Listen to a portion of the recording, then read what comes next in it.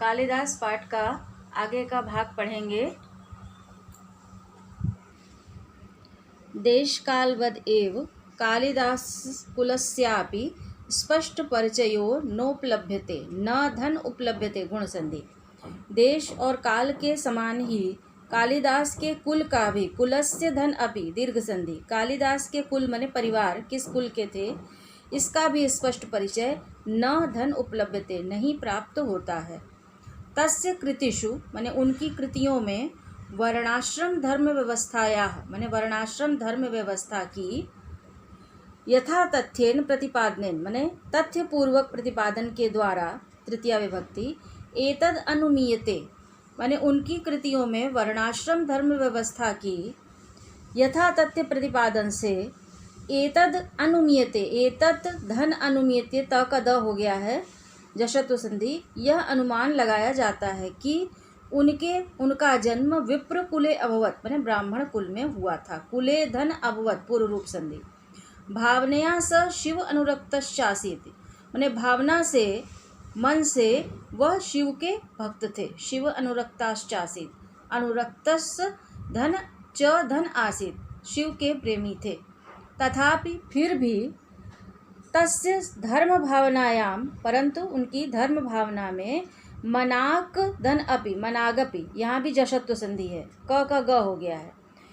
थोड़ी सी भी संकीर्णता न आसीत नहीं थी न धन आसीत दीर्घ संधि। शिव भक्तो अपि सन माने शिव भक्त होते हुए भी रघुवंशे माने रघुवंश में सह माने उन्होंने रामम प्रति माने राम के प्रति स्वभक्ति भावम उदार मनसा माने अपने भक्ति भाव को उदार मन से प्रकट किया है।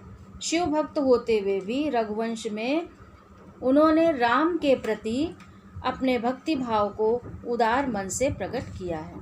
कालिदासस्य जीवन वृत्तम सर्वथा अज्ञान अंधकारात् आच्छन्नम अस्ति।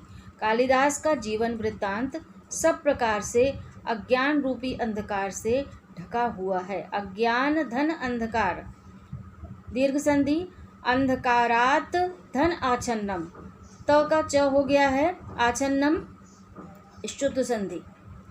अज्ञान रूपी अंधकार से ढका हुआ है। तद विषय का माने उनके विषय में अनेक जनश्रुतियाँ माने अनेक जनश्रुतियाँ लब्ध प्रसारण संति माने प्रसार को प्राप्त है माने पाई जाती हैं। किंतु ताह सर्वा माने किंतु वे सभी ईर्ष्या कलुष कषायित चित्तानाम कल्पना प्ररोहा एव परंतु वे सभी ईर्ष्या और क्लेश से कसैले चित्त वालों की कल्पना मात्र ही है। अतएव सर्वथा चिंत्या माने इसलिए सब प्रकार से चिंतनीय है। माने उनके विषय में यह कहा जाता है कि जिस डाल पर बैठे थे उसी लकड़ी को काट रहे थे। ये सब उनके विरोधी जो उनसे ईर्ष्या रखते थे उन लोगों ने ये सब उक्तियाँ फैलाई। कालिदासस्य नव नवोन्मेषशालिन्या प्रज्ञायाः उन्मीलनं तस्य कृतिषु नास्ति माने कालिदास के नए नए उन्मेष माने नए नए प्रयोगों से युक्त प्रज्ञायाः उन्मीलना माने बुद्धि का उन्मीलन माने बुद्धि का प्रयोग उनकी कृतियों में न अस्ति नहीं है। कश्चित् सुधि परोक्षम ऐसा कोई भी विद्वान नहीं मानता है।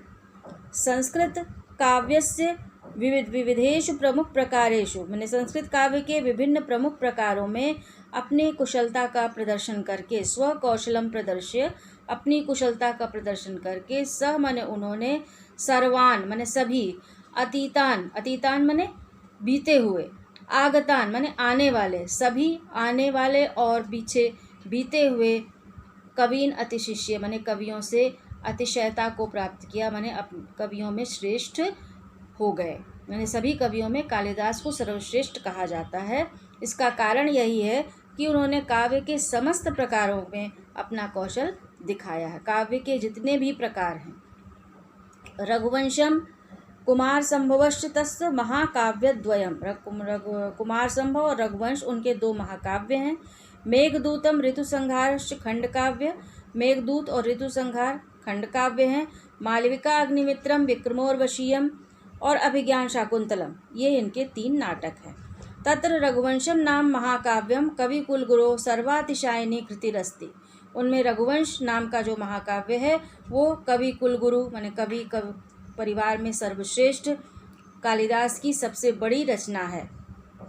अस्मिन् महाकाव्ये, इस महाकाव्य में दिलीपाद आरब्ध मैंने दिलीप से लेकर के अग्निवर्ण तक के इक्ष्वाकु वंश में उत्पन्न होने वाले इक्ष्वाकु वंश वतंस भूतानाम मैंने इक्ष्वाकु वंश में उत्पन्न होने वाले समस्त राजाओं के योगदान का निरूपण